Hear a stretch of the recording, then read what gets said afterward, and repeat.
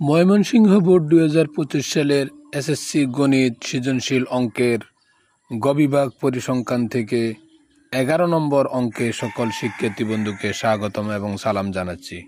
প্রিয় শিক্ষার্থী বন্ধু, আমরা তোমাদের জন্য অঙ্কগুলো প্লেলিস্ট আকারে আমাদের চ্যানেলের মধ্যে সাজিয়ে রেখেছি, যাতে করে তোমরা এই অঙ্কগুলো প্র্যাকটিস করার মাধ্যমে তোমরা গণিতে খুব ভালো ফলাফল করতে পারো। তো চলে যাচ্ছি অঙ্কের মূল প্রশ্নে, যেখানে আমাদেরকে বলা হচ্ছে, আমি একটু কার্সরটা একটু নামিয়ে নিচ্ছি। আমাদেরকে বলা হচ্ছে কোনো বিদ্যালয়ে ৭০ জন শিক্ষার্থীর ওজনের গণসংখ্যা নিবেশন সারণী দেওয়া হলো। শ্রেণী সংখ্যা ৪০ থেকে ৪৩-এর মধ্যে ৫ জন, ৪৪ থেকে ৪৭-এর মধ্যে ৭ জন, ৪৮ থেকে ৫১-এর মধ্যে ১৮ জন, ৫২ থেকে ৫৫-এর মধ্যে ১৫ জন, ৫৬ থেকে ৫৯-এর মধ্যে ১৪ জন এবং ৫৬ থেকে ৫৯ কেজি ওজনের মধ্যে ১৪ জন, ৬০ থেকে ৬৩ কেজি ওজনের মধ্যে ৮ জন, ৬৪ থেকে ৬৭ কেজির মধ্যে ৩ জন শিক্ষার্থী রয়েছে। এবং বলেছে ক, প্রদত্ত সারণী হতে ক্রমযোজিত গণসংখ্যা তৈরি করো।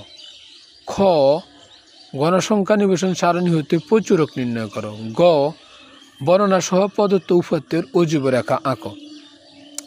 এখন আমরা যদি খেয়াল করি যে আমাদেরকে এখানে যে ক্রমযুক্ত গণসংখ্যা নির্ণয় করতে বলেছে, এটার জন্য আমাদের এখানে যে শ্রেণীব্যক্তির গড়টা এভাবে রয়েছে, আমাদেরকে এখানে উত্তরের মধ্যে উপরে নিচ করে দিতে হবে এইটা, এবং আরেকটা যেটা গণসংখ্যার গড়টা এভাবে রয়েছে এবং এটাকেও উপরে নিচ করে দিতে হবে। আর আমাদের মূল মেন যে টপিকটা সেটা হচ্ছে ক্রমযুক্ত গণসংখ্যা। এই ক্রমযুক্ত গণসংখ্যা আমরা একটা গড় লিখব, লিখে এটাকে আমরা এইভাবে কাজটা করব। তো আমরা কিভাবে কাজ করছি লক্ষ্য করো, এখানে 5টা 5-এ থাকবে এবং সেই 5-এর সাথে 7 যোগ হবে এবং এই 5 এবং 7 যোগ হয়ে আমাদের হবে 12। সেটা 5-এর নিচে 12টা আমরা বসিয়ে দেব এবং 12-এর সাথে আমরা 18টা যোগ করব। 12 আর 18 হচ্ছে 30, 30টা আমরা 12-এর নিচে বসাবো এবং এই 30-এর সাথে আমরা 15 যোগ করব। 30 এবং 15 45, 45টা আমরা 30-এর নিচে বসাবো এবং 45-এর সাথে আমরা 14 যোগ করব, সেটা হবে 59, 59টা আমরা 45-এর নিচে বসাবো।